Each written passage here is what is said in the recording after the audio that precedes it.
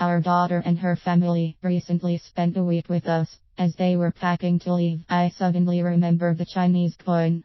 I opened my top dresser drawer and found it immediately, still encased in the silver holder we had made to fit around it, so it could be strung from a chain and worn like a necklace. I put it in a small bag and brought it to our daughter. She thanked me, packed it safely away, and asked me to tell her the story again. 49 years ago, when Vietnam was just beginning to enter American lives, and all young men were drafted into military service, my husband Barry joined a special plan that would allow him to finish his residency in internal medicine before he went in the army. About 3 months before he had completed his residency, the army notified us that he would be serving at Camp Zama, an army hospital in Sagamihara, Japan. Although he was only required to serve 2 years, we had the option to add a 3rd year, which meant the army would be responsible for travel and housing expenses for our entire family. Since we were very poor and felt that living on base might be safer for our 2-year-old daughter, this seemed like a good idea. In addition, living in Japan for 3 years sounded like a grand adventure. And it was. We loved everything about Japan. The people, the countryside, the temples, the food, the opportunity to travel. That first year, Barry was busy at the hospital, caring for the servicemen and their families. I was busy, getting settled, caring for our daughter, and exploring Japanese culture. I was also expecting our 2nd child. Towards the end of our first year, Barry was asked to examine an unusual patient, a young Chinese man, whose father was a general and close in command to Chiang Kai-shek. The young man, who was having severe intestinal problems, was a student at a military school in Taiwan.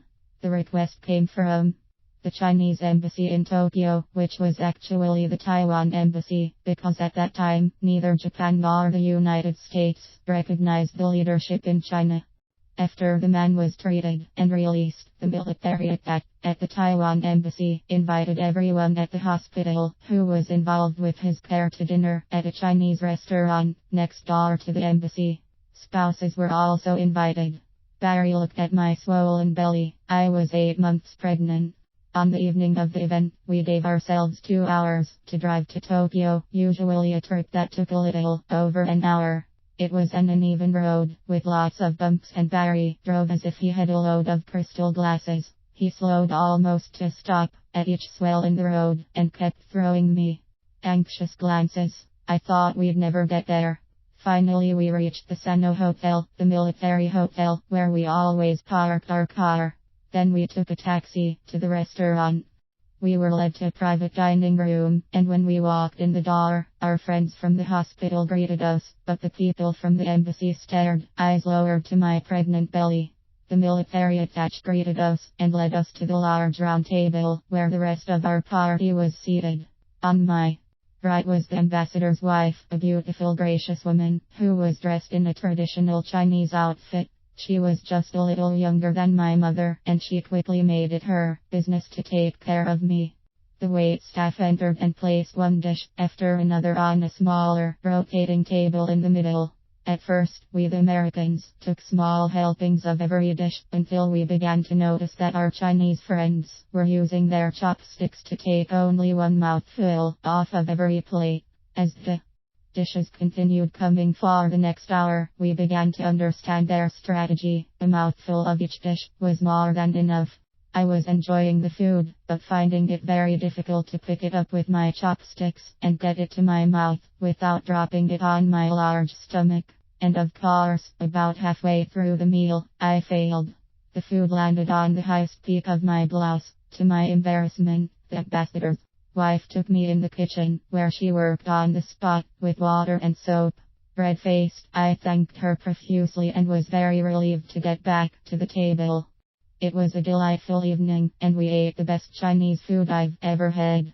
Before we left, the military attaché told us he would like to bring us a special gift for the baby when it arrived. Once we were back in our car, and on the way home, Barry drove faster than I had ever seen him drive before.